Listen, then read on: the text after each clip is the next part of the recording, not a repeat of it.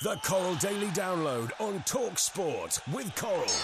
Your best bet for breakfast. Gambleaware.co.uk. 8:25. John, a very, very warm welcome. Morning, John. Morning, John. Good morning, boys. Any luck this week at Goodwood? Not bad. No damage done. Okay, well, that's good. Health-wise, maybe, but not pocket.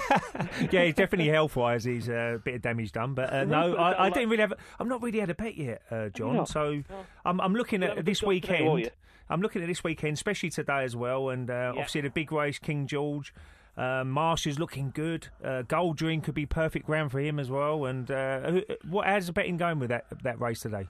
Yeah, it's a wide open race, this one. This is one of the feature races of the day. We saw Big Orange take the big race yesterday. Brilliant. That was very, very popular. And by the sounds of Rupert, it sounds like they had a good night celebrating that win on the Downs yesterday. He definitely had a few sherries last night. Couple of shandies, and the Gurkha the other day, that was extremely popular when the Aidan O'Brien horses get backed. You know, Alan, obviously the what a roar went up when he pulled them out. Ryan pulled them out of the roar. How good is Ryan Moore, by the way? I know we always go on about it, but for me, he is the best we've seen since left the Piggott, Alan. Honestly, I think he's absolutely superb. More. The punters always celebrate when he wins. So overall, guys, it's probably just advantaged punters so far, certainly in the big races so far. But as you mentioned, this is a good race today, this King George Ray. Marsha is your 5-1 favourite, so it's absolutely wide open betting affair. Eastern Angel 13-2. Muffmere, last year's winner, he's 72, I should say, to double up last year's success. And then Take Cover, who won the race 2 years ago, he's in there at 10-1. So really wide open betting affair. The horse that's been the best back today is actually in the Betfred Mile at 3:10. Franklin D. For Michael Bell. Rupert Bell. Yeah, Michael Bell's again. Today, he'll have another hangover tomorrow, will Rupert? And who's that got on board? Mr. Ryan Moore. So we expect that to be popular. That's 5-2 today, Franklin D. What about the next Hull City boss?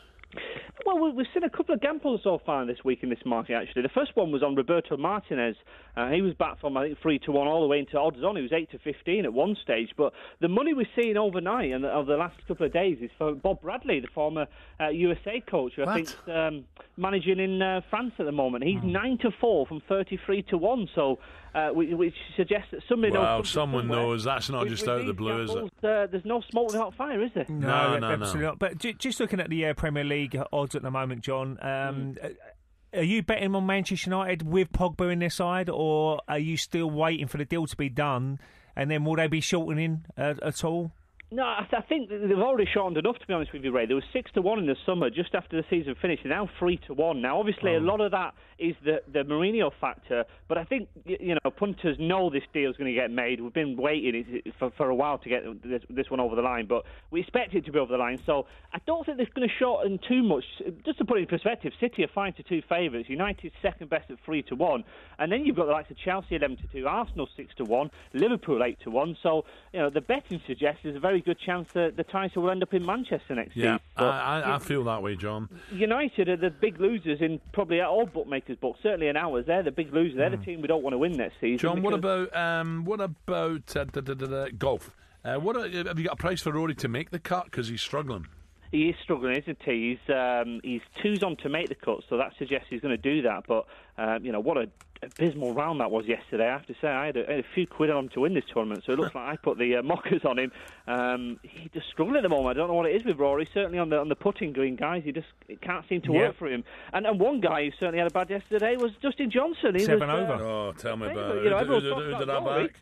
Yeah, unbelievable, really. But the big hitters are still in there, though. Ricky Fowler's in there, 2-1, I think he is, and Jason Day. I think he'd be the favourites at the moment, wouldn't he? He is. Yes, he's 9-2, the world number one, and we mustn't discount Henrik Stenson. No. He obviously won the Open. He's in great form at the moment. He's 5-1. Martin Keimer, go on, Mark. German, he's flying at 10-1. Jimmy Walker's leading the way at 12-1, as is Ricky Fowler in the betting, and maybe even Justin Rose could get himself in contention. He had a solid round. He's 22-1. Lee Westwood. Lee Westwood.